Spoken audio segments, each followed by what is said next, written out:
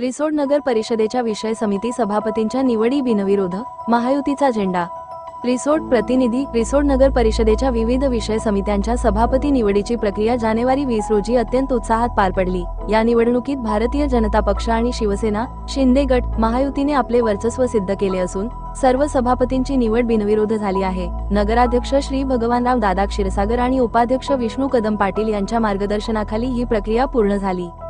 नगर परिषदेच्या अत्यंत महत्त्वाच्या मानल्या जाणाऱ्या बांधकाम समितीच्या सभापतीपदी सौ माधुरी स्वप्नील इरतकर, भाजप यांची निवड करण्यात आली आहे, तर सौ श्यामली सागर डांगे यांची उपसभापती म्हणून वर्णी लागली आहे. आरोग्य व शिक्षण समितीची जबाबदारी शिवसेना शिंदे गटाचे श्री संतोष भाऊ चराटे यांच्याकडे सोपवण्यात आली आहे. महिला व बालविकास समितीच्या सभापतीपदी सौ जया अमोल नकवाल, तर पाणी पुरवठा समितीच्या सभापतीपदी श्री संजय बगडिया यांची बिनविरोध निवड झाली आहे. सध्याच्या नगर परिषदेत भाजपचे 9, काँग्रेसचे 8, शिंदेसेनेचे 5 आणि 1 अपक्ष असे पक्षी बलाबल आहे.